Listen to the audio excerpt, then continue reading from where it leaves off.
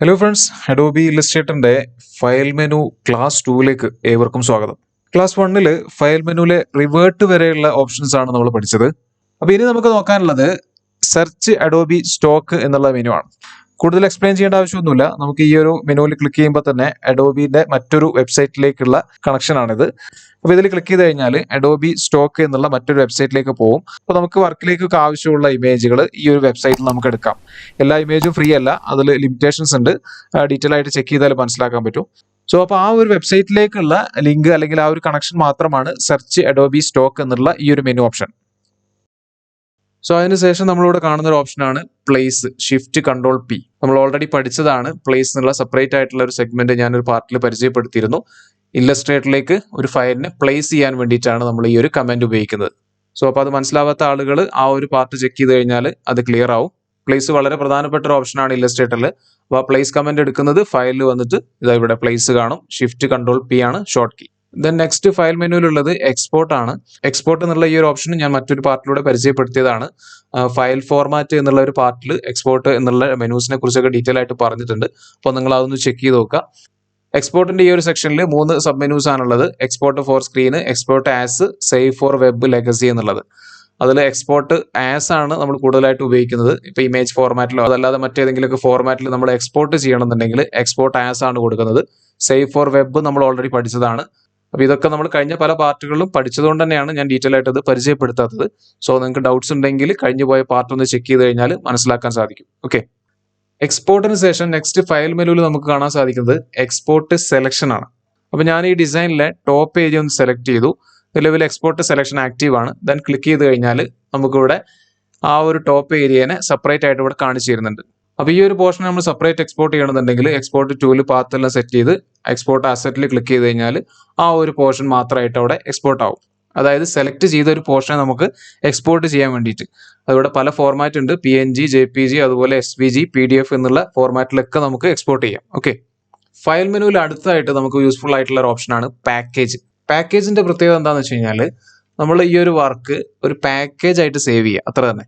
ഇപ്പൊ പാക്കേജിൽ ക്ലിക്ക് ചെയ്തപ്പോൾ തന്നെ നിങ്ങൾക്ക് ഇവിടെ കാണാൻ സാധിക്കും document must be saved before continue. Save ചെയ്യാനാണ് പറയുന്നത്. സേവ് ചെയ്തു. സേവ് ബട്ടൺ ക്ലിക്ക് ചെയ്യുമ്പോൾ തന്നെ ലൊക്കേഷൻ പറയുന്നുണ്ട് എവിടേക്കാണ് വേണ്ടതെന്നുള്ളത്. ഞാൻ ഡെസ്ക്ടോപ്പ് സെലക്ട് ചെയ്തു. നെക്സ്റ്റ് ഫയൽ നെയിം ആണ്. ഫയൽ നെയിം ഇവിടെ കൊടുക്കുക. അതിനുശേഷം പാക്കേജ് ക്ലിക്ക് ചെയ്യുക. മറ്റുള്ള ഓപ്ഷൻസ് ഒക്കെ ടിക്ക് ഓൺ ആണ് ഇവിടെ ഡീഫോൾട്ട് ആയിട്ട്. അത് അങ്ങനെ തന്നെ കീപ്പ് ചെയ്യാം. ദെൻ പാക്കേജ് കൊടുത്തു. ഒരു മെസ്സേജ് വരും, അതും ഒന്ന് ഓക്കെ കൊടുക്കുക. ഇപ്പൊ നമ്മളത് പാക്കേജ് ആയിട്ട് സേവ് ചെയ്തിട്ടുണ്ട്. അത് കാണണം എന്നുണ്ടെങ്കിൽ ഷോ പാക്കേജ് കൊടുക്കുക.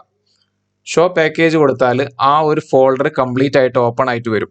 സോ ഇപ്പൊ ആ ഒരു ഫോൾഡർ ഓപ്പൺ ആയപ്പോൾ തന്നെ അതിന്റെ ഇൻസൈഡിലായിട്ട് 3 കാര്യങ്ങളുണ്ട്. ഒന്ന്, സെപ്പറേറ്റ് ഒരു ഫോൾഡറിൽ ഫോണ്ട് കാറ്റഗറി ഉണ്ട്. അതായത് ആ ഒരു വർക്കിലേക്ക് നമ്മൾ ഉപയോഗിച്ച ഫോണ്ടുകൾ ഏതൊക്കെയാണെന്ന് ഇവിടെ കാണിക്കുന്നുണ്ട്.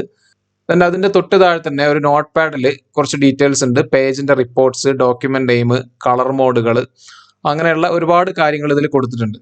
അപ്പൊ അത്തരം ഡീറ്റെയിൽസ് കംപ്ലീറ്റ് ഈ ഒരു നോട്ട് പാഡിൽ നമുക്ക് സെപ്പറേറ്റ് ആയിട്ട് കിട്ടുന്നുണ്ട്. അതിനുശേഷം മൂന്നാമതായിട്ട് നമ്മുടെ ഫയലും ഇവിടെ ഉണ്ട്. AI ഫോർമാറ്റിൽ നമ്മൾ സേവ് ചെയ്ത് വെച്ച ഫയലും ഉണ്ട്.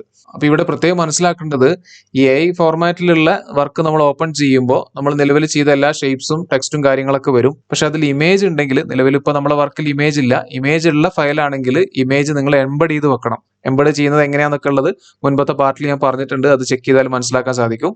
അപ്പൊ ആ കാര്യം കൂടി ശ്രദ്ധിക്കുക. അപ്പൊ ഇങ്ങനെ ഒരു പാക്കേജ് ആയിട്ട് നമുക്ക് എടുക്കണം എന്നുണ്ടെങ്കിലാണ് ഫയലില് പാക്കേജ് എന്നുള്ള ഈ ഒരു കമന്റ് നമ്മൾ ഉപയോഗിക്കുന്നത്. ഓൾട്ട് ഷിഫ്റ്റ് കൺട്രോൾ പി ആണ് ഇതിന്റെ ഷോർട്ട് കീ. ഓക്കെ, ഫയൽ മെനുവിലെ മറ്റൊരു പ്രധാനപ്പെട്ട ഒരു ഓപ്ഷനാണ് ഡോക്യുമെന്റ് സെറ്റപ്പ്. ഇത് ഒരുപാട് ഇമ്പോർട്ടൻസ് ഉള്ള ഒരു ഓപ്ഷൻ കൂടിയാണ് document setup. Control Alt P ആണ് ഇതിന്റെ ഷോർട്ട് കീ എന്ന് പറയുന്നത്. പാർട്ട് 29 ബ്ലീഡ് സെറ്റപ്പ് സംബന്ധമായ കാര്യങ്ങൾ പറഞ്ഞപ്പോൾ ഈ പറഞ്ഞ ഡോക്യുമെന്റ് സെറ്റപ്പിൽ ഏതാനും ചില ഓപ്ഷൻസ് നമ്മൾ ഉപയോഗിച്ചിരുന്നു. ഞാനത് സെലക്ട് ചെയ്തു. ഡോക്യുമെന്റ് സെറ്റപ്പിന്റെ ആ ഒരു വിൻഡോ ഇവിടെ ഓപ്പൺ ആയിട്ടുണ്ട്. നമുക്ക് ഇതിൽ ആദ്യം കാണാൻ സാധിക്കുന്നത് യൂണിറ്റ്സ് ആണ്.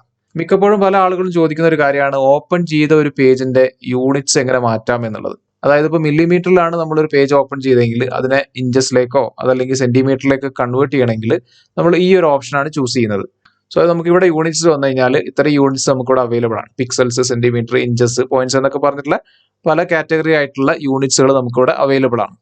തൊട്ട് താഴെയുള്ള ബ്ലീഡിന്റെ കാറ്റഗറി ഞാൻ മുമ്പ് പറഞ്ഞതാണ്. ഞാൻ നേരത്തെ പറഞ്ഞ പോലെ ബ്ലീഡ് സെറ്റപ്പിന്റെ പാർട്ടിൽ ഞാൻ കാര്യങ്ങൾ ഡീറ്റെയിൽ ആയിട്ട് ഷെയർ ചെയ്തിരുന്നു, എന്തിനൊക്കെ വേണ്ടിയിട്ടാണ് അത് ഉപയോഗിക്കുന്നത്. സോ ആ ഒരു പാർട്ട് കാണാത്തവരുണ്ടെങ്കിൽ അത് 29th പാർട്ട് കണ്ടു കഴിഞ്ഞാൽ ബ്ലീഡ് സെറ്റപ്പുമായി ബന്ധപ്പെട്ട കാര്യങ്ങൾ നിങ്ങൾക്ക് മനസ്സിലാക്കാൻ സാധിക്കും. അപ്പോൾ ഈ ഒരു വിൻഡോയിൽ പ്രധാനമായും മനസ്സിലാക്കേണ്ടത് ഇത്രയൊക്കെ ഉള്ളൂ.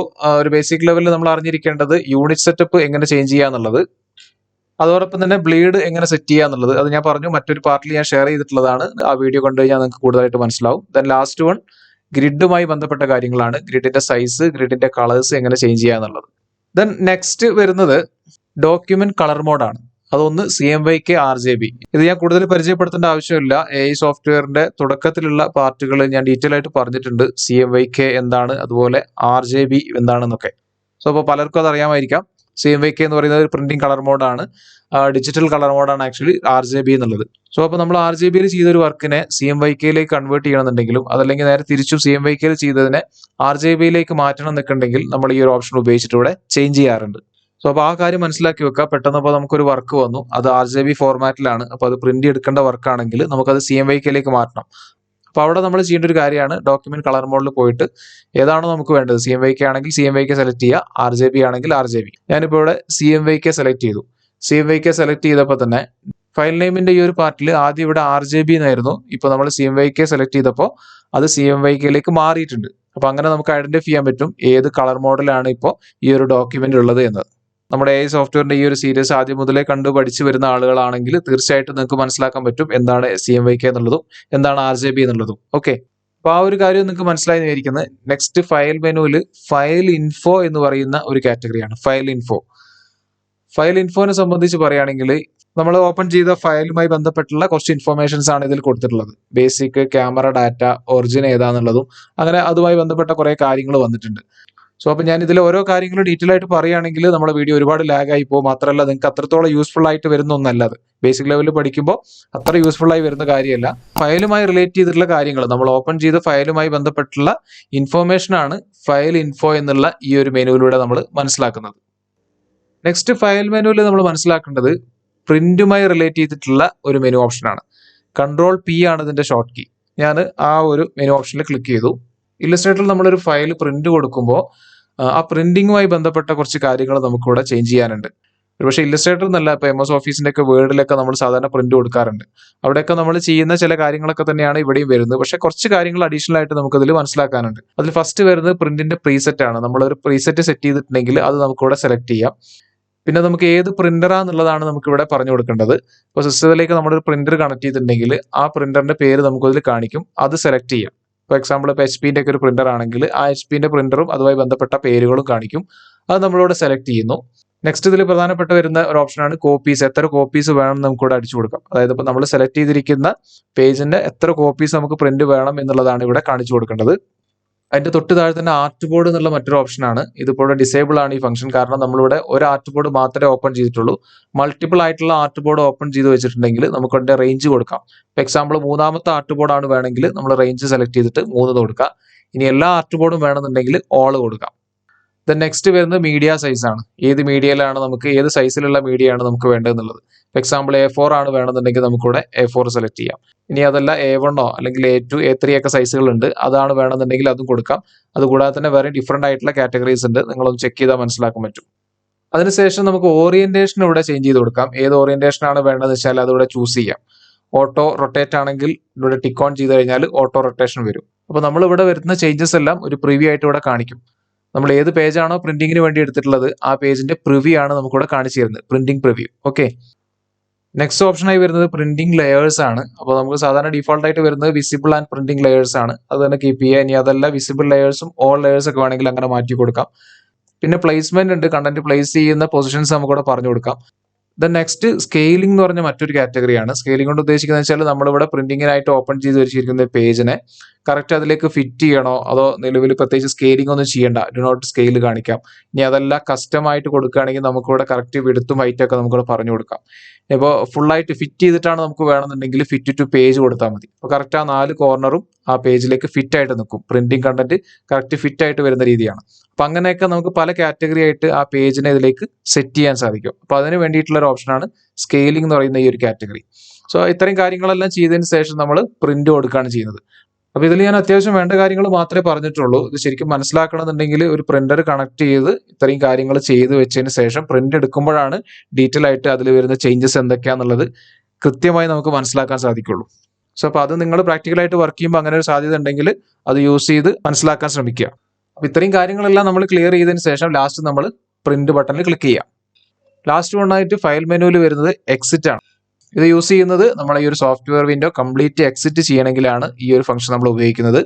ഒന്നുകിൽ എക്സിറ്റ് സെലക്ട് ചെയ്യുക, അതല്ലെങ്കിൽ കൺട്രോൾ ക്യൂ പ്രസ് ചെയ്യുക.